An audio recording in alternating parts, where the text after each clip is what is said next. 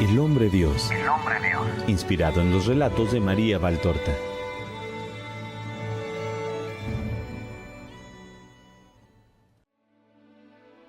¿Y ahora? ¿Qué decirles ahora a almas que sienten que se les acaba la fe? Estos sabios de Oriente no disponían de nada que los confirmara en la verdad, nada sobrenatural.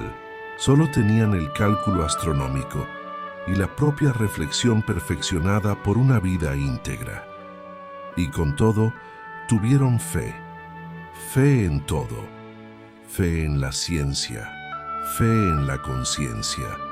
Fe en la bondad divina. En la ciencia, en cuanto que creyeron en el signo de la estrella nueva que no podía sino ser esa, la que la humanidad desde hacía siglos estaba esperando, el Mesías. En la conciencia, en cuanto que tuvieron fe en la voz de la misma, la cual recibiendo voces celestes les decía: esa estrella es la que signa la venida del Mesías. En la bondad, en cuanto que tuvieron fe en que Dios no los engañaría, y en que, dado que su intención era recta, los ayudaría en todos los modos para alcanzar el objetivo. Y lo lograron. Solo ellos, entre tantos otros estudiosos de los signos, comprendieron ese signo, porque solo ellos tenían en el alma el ansia de conocer las palabras de Dios con un fin recto, cuyo principal pensamiento consistía en dar enseguida a Dios honor y gloria. No buscaban el provecho personal, antes bien les esperaban dificultades y gastos, y no piden compensación humana alguna. Piden solamente que Dios se acuerde de ellos y los salve para la eternidad. De la misma forma que su pensamiento no está puesto en ninguna compensación humana posterior, tampoco tienen, cuando deciden el viaje, ninguna preocupación humana. Ustedes habrían puesto 1000 excusas.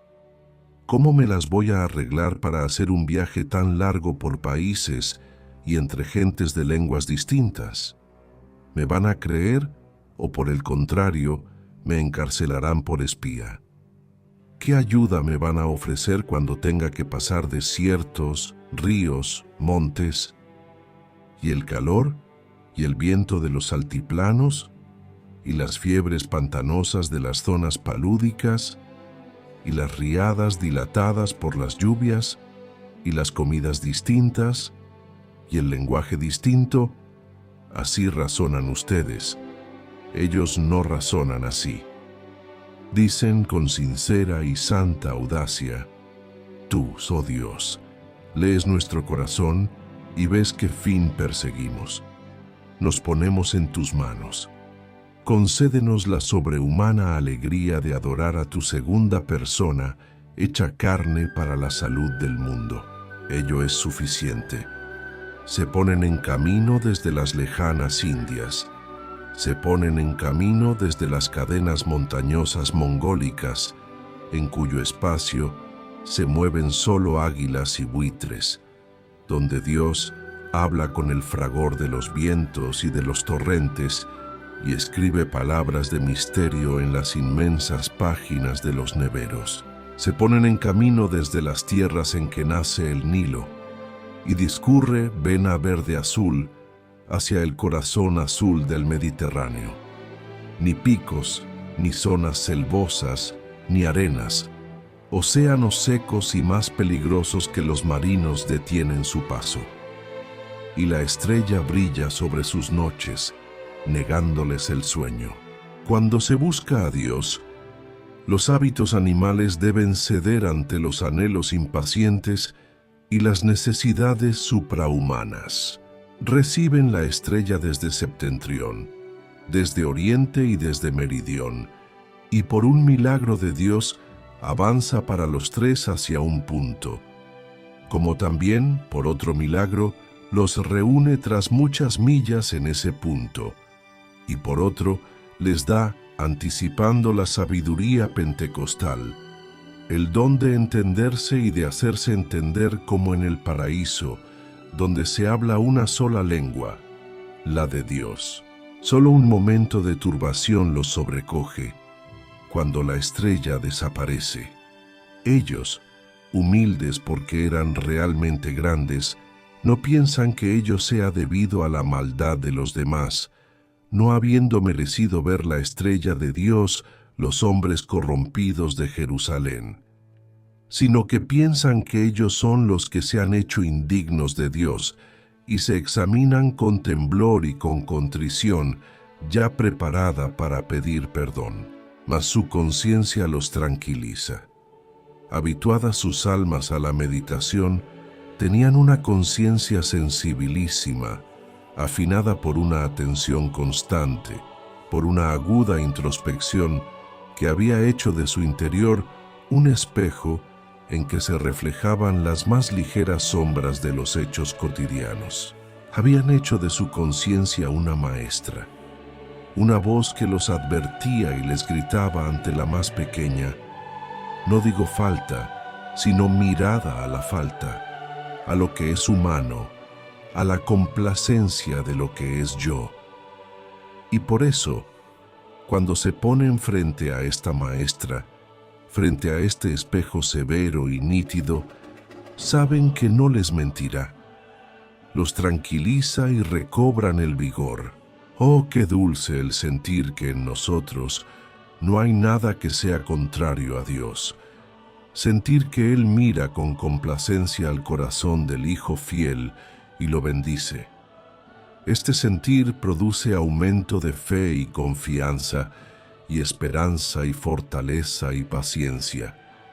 Es momento de tempestad, mas esta pasará porque Dios me ama y sabe que le amo, y me seguirá ayudando. Esto dicen quienes poseen esa paz que procede de una conciencia recta, reina de todas sus acciones. He dicho que eran humildes porque eran realmente grandes. En sus vidas, sin embargo, ¿qué sucede? Que uno, no porque sea grande, sino por su mayor despotismo, y se hace poderoso por su despotismo y por su necia idolatría, no es jamás humilde. Existen pobres desgraciados que, por el solo hecho de ser mayordomos de un déspota, conserjes en algún organismo, funcionarios de un arrabal, a fin de cuentas al servicio de quien los ha hecho lo que son, se dan aires de semidioses. Bueno, pues dan pena. Ellos, los tres sabios, eran realmente grandes. En primer lugar, por virtudes sobrenaturales. En segundo lugar, por ciencia. Y por último, por riqueza. Y no obstante se sienten nada, polvo sobre el polvo de la tierra, respecto al Dios Altísimo, que crea los mundos con una sonrisa suya, y los esparce como granos de trigo para saciar los ojos de los ángeles con collares hechos de estrellas. Se sienten nada respecto al Dios Altísimo que ha creado el planeta en que viven, y que lo ha hecho variado, colocando, cual escultor infinito de obras inmensas, aquí, con un toque de su pulgar, una corona de suaves colinas, allá una cadena de cumbres y de picos semejantes a vértebras de la tierra. De este cuerpo desmesurado cuyas venas son los ríos, pelvis los lagos, corazones los océanos, vestiduras los bosques, velos las nubes, ornatos los glaciares de cristal, gemas las turquesas y las esmeraldas, los ópalos y los berilos de todas las aguas que cantan, con las selvas y los vientos, el gran coro de alabanzas a su Señor. Se sienten nada en su sabiduría respecto al Dios Altísimo de quien les viene, y que les ha dado ojos más potentes que esas dos pupilas por las que ven las cosas. Ojos del alma que saben leer en las cosas esa palabra no escrita por mano humana, sino grabada por el pensamiento de Dios. Se sienten nada en su riqueza, átomo respecto a la riqueza del posesor del universo, que disemina metales y gemas en los astros y planetas, y riquezas sobrenaturales, inagotables riquezas, en el corazón de aquel que le ama. Y llegados ante una pobre casa de la más mísera de las ciudades de Judá, no menean la cabeza diciendo, imposible, sino que se inclinan reverentes, se arrodillan, sobre todo con el corazón, y adoran. Dios está ahí tras esas pobres paredes. ¿Quién sabe si quizás su corazón de niño, que es el corazón de un Dios, no siente estos tres corazones que vueltos hacia el polvo del camino tintinean? Santo, santo, santo, bendito el Señor, Dios nuestro. Gloria a Él en los cielos altísimos y paz a sus siervos. Gloria, gloria, gloria y bendición. Ellos se lo preguntan con temblor de amor. Y durante toda la noche y la mañana siguiente preparan con la más viva oración su espíritu para la comunión con el Dios niño. No se dirigen a este altar, regazo virginal sobre el que está la hostia divina, como hacen ustedes, o sea, con el alma llena de preocupaciones humanas. Se olvidan del sueño y de la comida. Toman las vestiduras más bellas, no por humana ostentación, sino por honrar al Rey de los Reyes. En los palacios de los soberanos, los dignatarios entran con las vestiduras más bellas. ¿No debían, acaso, ellos ir a donde este rey con sus indumentos de fiesta? ¿Y qué fiesta mayor que esta para ellos? En sus lejanas patrias, muchas veces tuvieron que vestirse elegantemente por otros hombres de su mismo rango, para festejarlos u honrarlos. Era justo, pues, humillar ante los pies del Rey Supremo púrpuras y joyas, sedas y plumas preciosas. Era justo poner a sus pies, ante sus delicados piececitos, las telas de la tierra, las gemas de la tierra, plumajes, metales de la tierra, para que estas cosas de la tierra, que son obras suyas, adorasen también a su Creador, y se hubieran sentido felices si la criaturita les hubiera ordenado que se extendieran en el suelo, haciendo una alfombra viva para sus pasitos de niño, y los hubiera pisado, Él, que había dejado las estrellas por ellos, que solo eran polvo, polvo, polvo. Eran humildes y generosos, y obedientes a las voces que venían de lo alto. Tales voces ordenan llevar presentes al Rey recién nacido, y ellos llevan los presentes. No dicen, es rico, y por tanto no lo necesita. Es Dios, y por tanto no conocerá la muerte. Obedecen, y son ellos los primeros en ayudar al Salvador en su pobreza. Y qué providente era ese oro para quien en un futuro próximo sería un fugitivo. Cuánto significado tenía esa mirra para quien a no tardar sería matado. Qué pío ese incienso para quien había de sentir el hedor de las lujurias humanas en ebullición en torno a su pureza infinita. Humildes, generosos, obedientes, respetuosos unos con otros. Las virtudes engendran siempre otras virtudes. De las virtudes orientadas a Dios proceden las virtudes orientadas al prójimo. Respeto, que a fin de cuentas es caridad. Delegan al más anciano hablar por los tres, y ser el primero en recibir el beso del Salvador y en llevarlo de la mano. Los otros podrán volverlo a ver, pero él no. Es viejo. Cercano está ya su día de regreso a Dios. A este Cristo lo verá, tras su espantosa muerte, y lo seguirá por la estela de los salvados en el regreso al cielo, mas no lo volverá a ver en esta tierra. Que le quede, pues, como viático, el calorcito de esta diminuta mano que se abandona en la suya ya rugosa. Y los demás no tuvieron ninguna envidia del sabio anciano. Antes bien, aumentó su veneración por él. En efecto, había merecido más que ellos y durante más tiempo. El Dios infante esto lo sabía. La palabra del Padre todavía no hablaba, pero su acto era ya palabra. Bendita sea esta palabra suya inocente, que designa a éste como su predilecto. Mas hay todavía otras dos enseñanzas en esta visión. ¿Cómo José sabe estar dignamente en su puesto? Está presente como custodio y tutor de la pureza y de la santidad, pero sin usurpar sus derechos. María, con su Jesús, es quien recibe dones y palabras.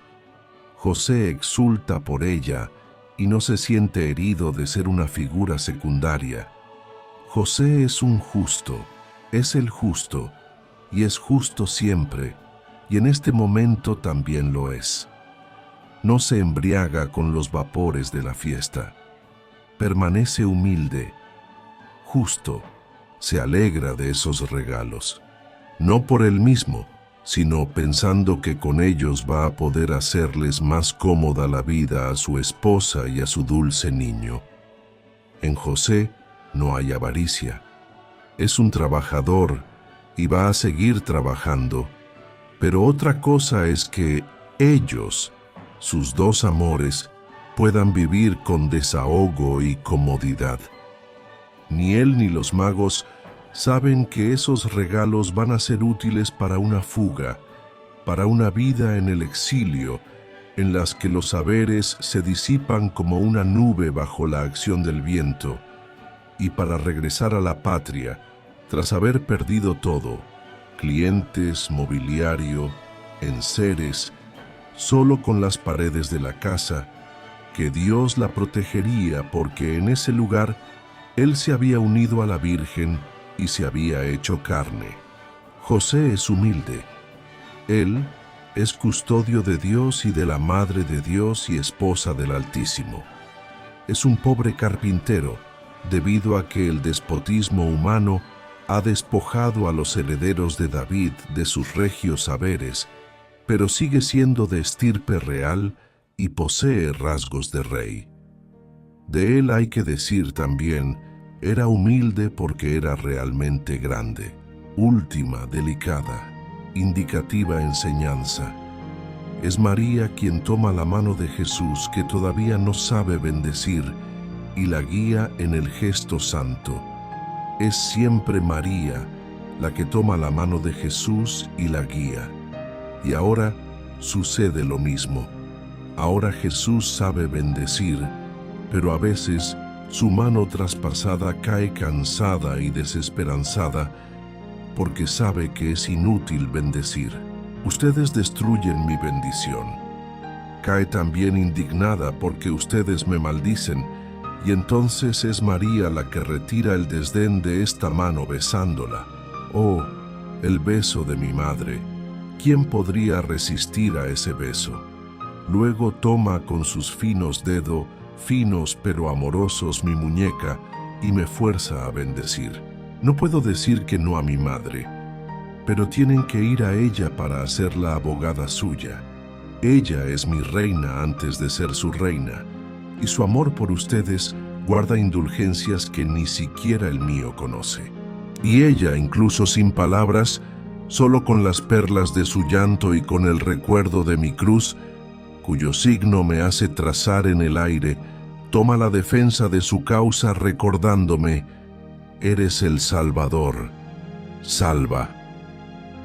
He aquí, hijos, el Evangelio de la fe en la aparición de la escena de los magos. Mediten e imiten para su propio bien.